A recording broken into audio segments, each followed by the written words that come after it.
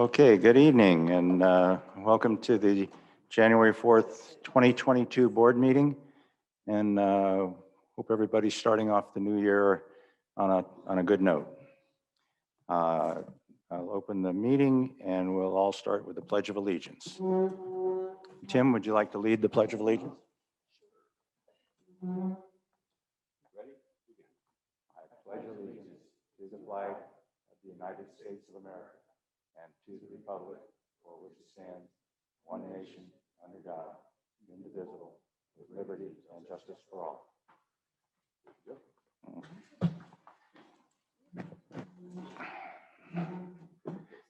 Okay, thank you, Tim.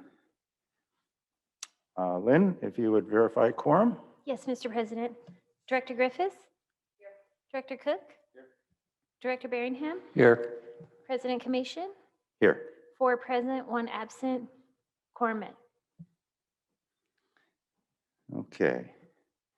And I understand we have comments from our public officials. Who do we have? Mr. President, Darcy Burke is with us online. I'm guessing she wants to speak. Okay, welcome, Darcy. Good evening, President Commission and board. Happy New Year.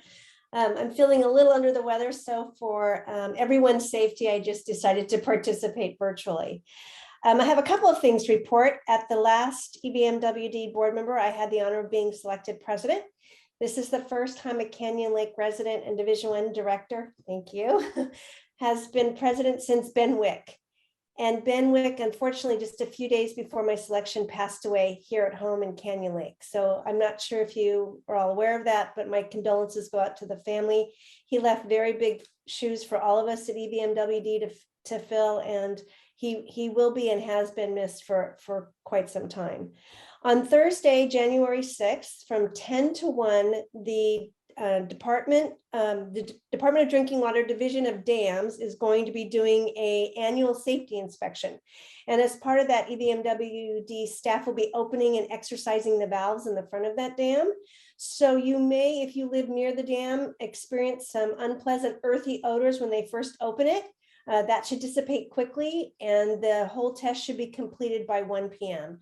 This will really not impact the level of the lake. I know we've had some phone calls of some people that had some structures on the encroachment area and asked us to open the dam and lower the level of the lake. But as I've mentioned before, we operated as a drinking water reservoir. And so unfortunately that doesn't happen. We expect we'll probably only lose about 4 acre feet of water during this inspection, but it's important and we do it every year. So if you see people at the dam, and I know our residents are really good about notifying if they see suspicious activity. This is expected activity. At the end of last month, I had the opportunity to host Metropolitan Chairwoman of the Board, Gloria Gray. She came and she toured our Canyon Lake pilot plant for PFAS removal. She toured other parts of the district, and then City Manager Chris Mann graciously gave us a boat tour of the lake. And the whole purpose of the trip was to start conversations with Metropolitan on potentially storing excess water here in Canyon Lake, as well as to maybe invest in some of the PFAS removal project that we're undergoing. They will eventually have surface water PFAS, we believe, at Metropolitan, and we are the only reservoir currently that has PFAS presence and the only pilot project in the West Coast that's doing that. So we invited the chairwoman here to see if perhaps Metropolitan might be interested in partnering and financially supporting that effort. And so it was the first talk of many that we hope to happen. She had never been here. She didn't even know it existed. So she was duly impressed. So that's the first part of some really good conversation that I'm excited to see how it unfolds over the next couple of years. On December 31st, the shutoff moratorium ended. So if for those residents that maybe had arrearages or past due amounts and have not yet called the water district to make arrangements, I highly encourage you to do that. The shutoff process will begin if you are not currently in a payment arrangement situation. If you have outstanding sewer fees, separate from the water fees, We are working on seeking additional funding from the state to offset some of those arrearages and provide some relief for some of our residents that have suffered through this extended COVID period and may have had some financial hardship. So again, I encourage everyone to contact the water district if they're in that situation and work something out. The San Joaquin area sewer rehabilitation project is continuing. It's on schedule and I haven't heard of any issues. So if you are in that area and you are having concerns or problems and haven't been able to get to resolution for something, to please contact me directly. Our redistricting effort is way behind. Our demographer was, I'd say, overwhelmed with the deadlines for county and larger municipalities. So we are a bit behind on that. We are waiting for our draft maps. Once that happens, we'll have plenty of opportunity for the public to participate and weigh in. As I get more information, obviously I'll make it available. If it's something that our residents are really interested in, I encourage them to check our website because that's where the latest information is going to be at this point. Hopefully we'll have something way before I see you next time, and at least we can have an informed conversation. And then finally, Mayor Smith and I have decided to defer our coffee for tomorrow morning. It'll actually be on Wednesday, the 12th at 7:30 at the Country Club. And with that, I'm happy to take any questions. Okay, thank you. Do we have any questions from the board? Darcy, I didn't get the date of the valve test for the dam. January 6th. It's this Thursday. I should know that date. Is it a wedding anniversary? No.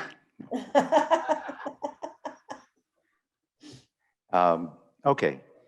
Thank you very much, Darcy, and congratulations on your new position. Thank you very much. You have a good evening, everyone. Good night. Any other public officials? No, sir. Okay, so we'll move. And can we approve the minutes, Mr. President? Motion approved. We've got a formality with the minutes from December 7th, so we need to approve those. Do I hear a motion? I do hear a motion. Second? Second. All right. All those in favor? Aye. Say aye. Opposed? 4 in favor, 1 absent, motion carried. There we go. All right, so we've got our consent agenda. And included in that consent agenda is the monthly financial statement. And it was just updated through November today. So that should be in the packet online as well as the handout packet at the door. So, and then we've got executive session and authorization of liens. So if anybody wants to pull anything from the consent agenda or they want a motion, I'll entertain either. Move to approve the consent agenda. Second. Okay, we have a motion and second. All those in favor say aye. Aye. Opposed? 4 in favor, 1 absent, motion carried. Okay. We'll move right into our board action items and rule GR 2.14A, leash confinement. This is for an approval. And I'll kill a little more time while Corey gets up here to do his presentation. Okay. It's all yours. Okay, good evening. So before the board right now is an approval for a rule revision to GR 2.14A regarding leashes. So the background on this is that the Rules and Regulations Committee met in November to review and discuss several rules and fines related to dogs within the community. The proposed changes would have the following impact. Number 1, it would allow for a dog to be on a member's property in an unfenced area, for example, a garage, so long as the animal was controlled by a secured measure, for example, a leash or voice control. Number 2, it would remove unnecessary / redundant information about responsibility for the citation. And number 3, it would increase the fines associated with off-leash / uncontained dogs. In making this recommendation regarding the fines, the committee did a thorough investigation of fines for similar offenses in several nearby cities, the county of Riverside, and other HOAs. Due to the potential harm that an off-leash dog may create, the committee agreed that the fines for Canyon Lake should be increased.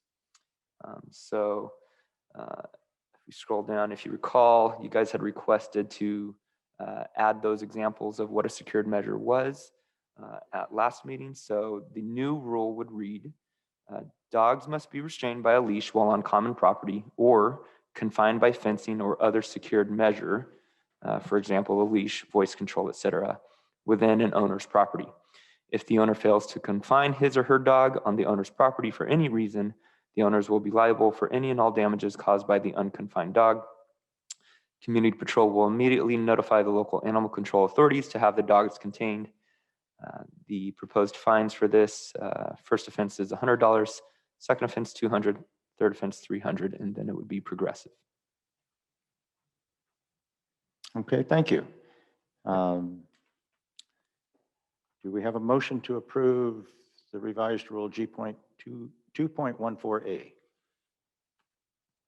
Looking for a motion. Motion, and now we need a second? And second. Is there any discussion amongst the board? We kind of hashed this out last month. And do we have anybody at home or in the audience that would like to talk? No, Mr. President. Okay.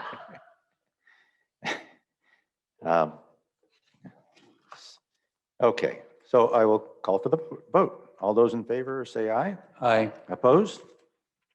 4 in favor, 1 absent, motion carried. All right. We'll move on to approval of the rule GR 2.14B. And Corey, I'll turn it over to you again. Okay, so the background on this rule is that the current rule for an aggressive dog was not well defined. The proposed rule change would provide a clear definition of an aggressive dog and would assess an appropriate fine/penalty to protect the membership should a dog become aggressive. After researching definitions of nearby counties, Animal Friends of the Valley, and the Davis-Sterling Act, the Rules Committee has made the following recommendation. The proposed rule would read, aggressive dogs are not allowed. An aggressive dog is defined as any dog that when unprovoked inflicts bites or attacks a human being or domestic animal, or in a vicious or terrorizing manner approaches any person in the CLPOA common areas, or any dog with a known propensity, tendency, or disposition to attack unprovoked, to cause injury, or to otherwise endanger the safety of human beings or domestic animals. The proposed fine is $300, and if found to be an aggressive dog, that animal would be banned from CLPOA common areas. Okay, thank you. Board, do we have any questions or comments about this? Hearing none, I'll ask for the audience. No comment. No comments, okay. So we'll call for the vote. All those in favor, say aye. Aye. Opposed? 4 in favor, 1 absent, motion carried. Okay. Now we're looking for approval of rule GR 2.14C. Corey? Yes, so again, this was an item that was discussed by the Rules Committee in November. And it pertains to fines related to dogs within the community. Currently, dog-friendly parks include Eastport, Emerald Park, Evans Park West, Harrelson Park, Lions Park, and Outrigger Park. If this rule change is approved, there would be a 60-day grace period until March 7th, 2020, in which only warnings would be issued. And basically, this rule change pertains to the fine portion. So the rule reads, specific parks are designated as parks where you may walk your dog. Note, parks where dogs are not allowed have signs at their entryway. For a first offense of this violation, it is proposed to be $50. A second offense would be $100. A third offense would be $200, and then it would be progressive from there. Okay, thank you. Any questions or discussions?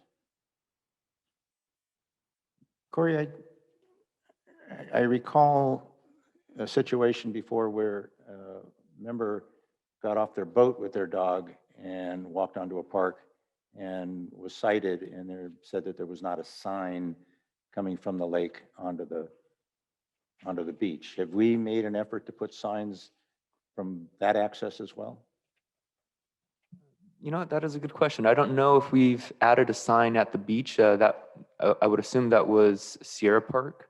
I know there's a sign at the entry as you enter off of Vacation. There's another sign on the opposite end of the park.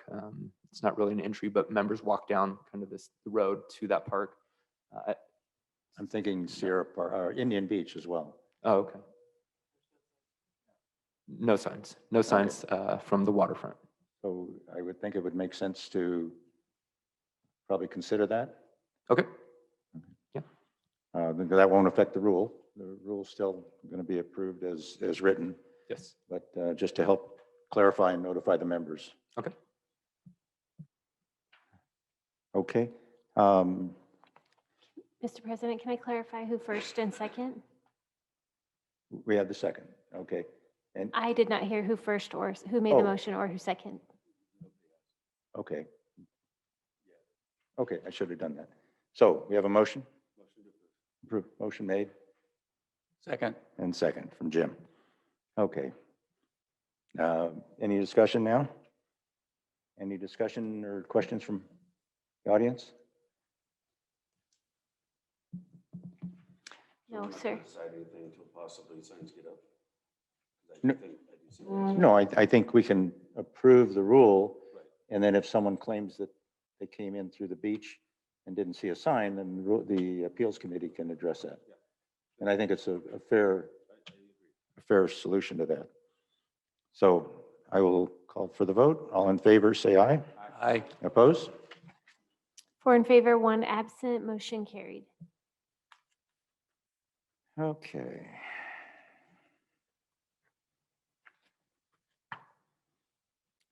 All right, we got a 28-day reading of Rule GR 4.1, Special Events Permit. Yes, okay. So the background on this rule is that the City of Canyon Lake requires a special events permit to be completed for any event expecting 50 or more people. The permit must be submitted and paid for at least 28 days in advance of the event and currently costs $84. As the owner of the common areas, the association, the City of Canyon Lake has expressed that the association may be fined for those events held by an individual member, client, or group that fails to obtain the necessary permit. The proposed rule revision would clarify that any fine issued to the association from the city would be passed on to the responsible party that held that event. The revised rule language reads, the City of Canyon Lake requires all events with 50 or more persons/guests at any one time to obtain a special events permit 28 days prior to the function or event. It is the sole responsibility of the member, client, or group to obtain the required special events permit from the City of Canyon Lake. For those events held on association common areas, any fine issued to the CLPOA for failure to obtain the special events permit will be passed through to the responsible party.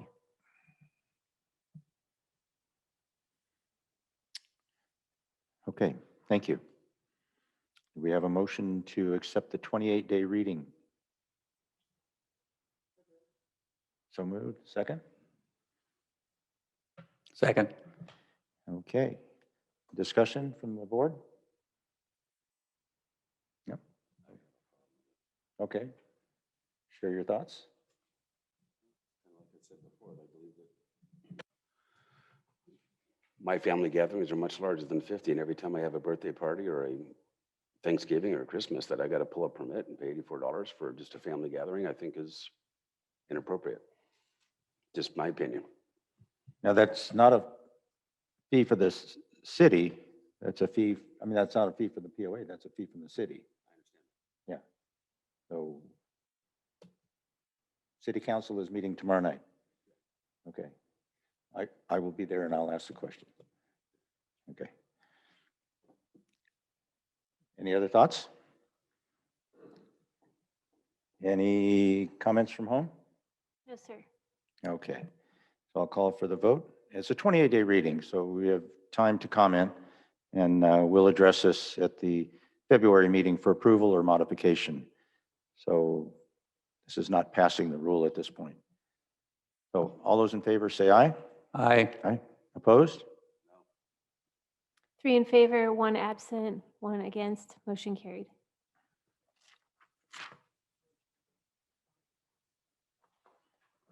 Thank you, Corey.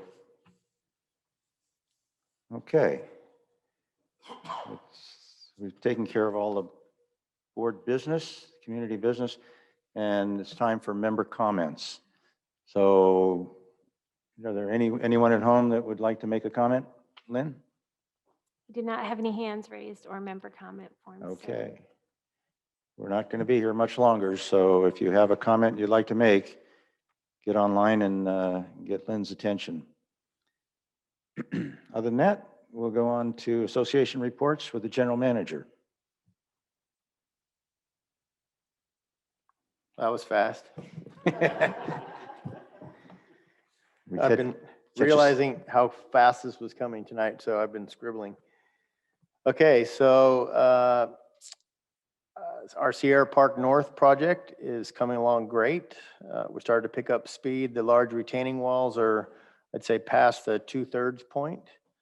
And our pump track contractor, I believe, is coming on site to start the work on the pump track area next month. So it's moving right along, and we're within our budget constraints, and we're going to build an amazing park, and we're making a lot of progress. Our $5.6 million pavement rehabilitation road rebuilding project will be starting January 10th. We've been putting information out about this. If this is the first you've heard of it, please check our website under community projects. We have a page specifically for this pavement project, and we're going to continually update that throughout the project. We will be doing concrete cross gutters starting on January 10th on a specific list of streets that has been published. It was also published last Friday in our email newsletter. A lot of people are not signed up for our email newsletter that goes out every Friday night at 6 o'clock. And if you haven't subscribed to that, please go to our website, create a login for yourself, and opt in for that email newsletter and many other things. And we will be continually updating the status of this project. It's going to be 1 phase of concrete cross gutters and 9 phases of asphalt reconstruction. You'll see color-coded maps when your streets are going to be done. Not all the streets in the POA are going to be done this year. We're going to do about 1/3 of the streets that were involved in the 2012 litigation are going to be done this year. Next year, we'll do another probably $5 million worth of work, and $2 or $3 million the following several years after that. That's our plan. We're concentrating on mostly, how would I characterize this? Mostly between the main causeway and Sierra Park North area, I would say, and also east of that towards Eastport. Not all of the streets in that area, but that's the general area we're going to be working on and focusing on this year. And then again, there's 9 phases, and there's tons of information coming. The first phase of asphalt will start on January 30th. And we're also going to have a specific email newsletter that you will be able to opt into. So if your street is part of this year's project, you can sign up for that newsletter. And if we're planning on starting on your street next Monday, and for some reason we have a weather delay or a cancellation, you will be emailed whatever's happening on your phase, so you can stay up to date. And then when your phase is complete, you can unsubscribe to that email. So we're going to have plenty of ways to communicate with members when asphalt is happening on your street. We will be putting notices on people's garage doors, and signs and barricades, email blasts, social media, LED signage. So we're making every effort to keep the members informed, but it would help if you go to our website and opt in to this email newsletter that's coming just about the road project. Our Roadrunner Park restroom project is also coming right along. Long-awaited project's been talked about for 15 years, and I'd say we're probably at the 70% mark now. So we're really looking forward to sending the porta potty at that park away forever. It'll be a nice accomplishment. We have an upcoming concert.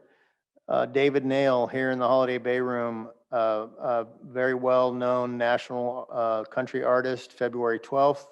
I was planning on taking my Valentine to that concert, and then my Valentine bought me tickets to a concert in Vegas. So I'm going to miss that, and I'm kind of bummed. But it's one of our best acts this year, and I think we still have tickets for that. Sierra Park West. We have new shade structures and concrete pads there, and that project is probably at about 80% right now. So we're looking to wrap that up. We started on a new dock at Indian Beach, and unfortunately the lake decided to fill itself and created a small setback for installing that dock, but we're working on ways to work around that issue. Rain is a good thing, but it slowed us down on that project a little bit. You may have noticed we have several new flagpoles in the community. We installed a 30-foot flagpole at the main gate near the mailbox median. We've installed another 30-foot flagpole here at the lodge and out here by the Christmas tree. And we took the one that was there, which was a 20-foot flagpole, put that one at Bluebird. And we have another one going at Eastgate. And when we figure out where we're going to put it, we're going to put one at Northgate also. And the ones that are installed should be flying flags as soon as we get the electrical and the lighting finished there, which is going to happen soon. And the last news is that the request for proposals for the Happy Camp restroom rehabilitation project, very long overdue project. I think the restrooms are pretty much original from the 70s and never been remodeled, long overdue. They'll become ADA compliant, a fresh new look, all new, completely new interior, and a new patio cover out front. And the bids are due for that project at the end of the month, and hopefully we'll have that restroom remodeled for our busy summer season. And that's all I have, and I just want to say Happy New Year. Thanks. Thank you, Eric. Appreciate that. Okay, we'll start our comments. We'll start from the far left. Renee, do you have any comments for the community? I'll make it short, 'cause a little bit congested. The senior center, senior work group weren't able to meet this week because of COVID concerns, and some other people had challenges meeting, so including myself. So that'll be happening next month.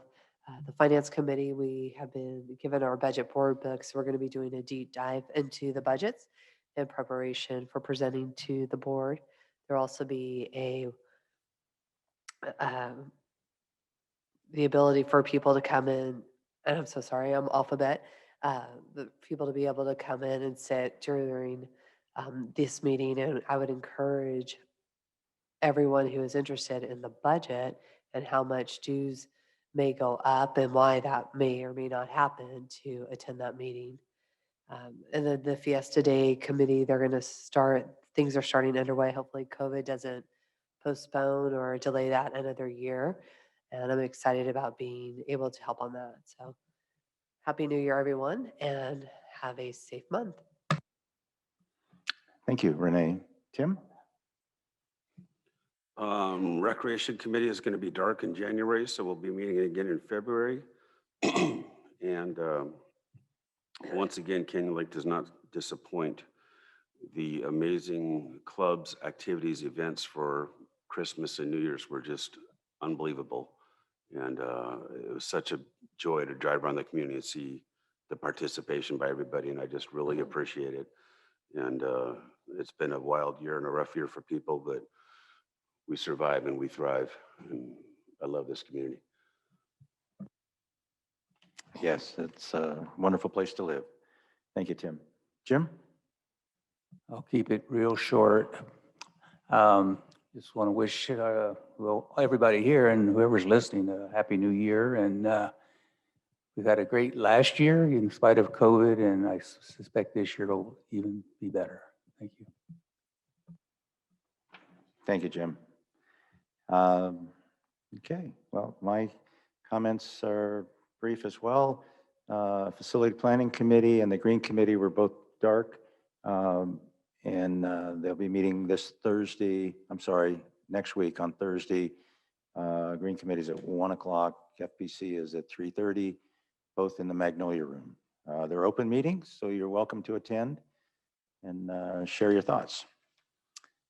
There hasn't been a lot of discussion, but there's been a lot of work and effort to research and provide a solar project for our community. And I just want people to know that though we haven't been talking about it much, it is a work in progress, and we hope to have some resolution and some announcement before too long to the community. Also, the boat wake issue, while we don't have any announcements for the community or any direction or solutions at this point, I can assure you that the board has talked about it, and we are moving forward with trying to work some solutions and some ideas and thoughts. So just because you haven't heard about it doesn't mean it's gone away. It's still much in the forefront of our conversations and our thoughts.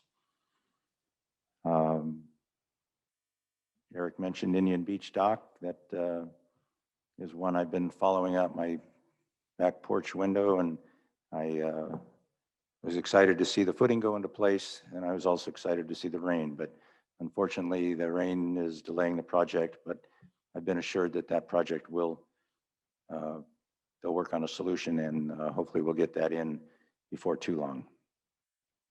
And lastly, I want everyone to understand that the Finance Committee is at this point in the year where they work on the budget, and Renee is our liaison to the Finance Committee. She knows real well how much effort and work they have to put into that, with multiple meetings between now and I think February, the end of February, to finalize the budget. They've already put in a lot of time already, but they don't arrive at these numbers willy-nilly. They work very hard and scrutinize, every category, every line item. So we appreciate that effort. So with that, I will wish everyone a happy new year. Wish you all a healthy one as well. And if there are no other comments, I will call for a motion to adjourn. Motion to adjourn? Yeah, I got 3 motions and a second. All right. All those in favor, say aye. Aye. Good night all, and meeting's adjourned.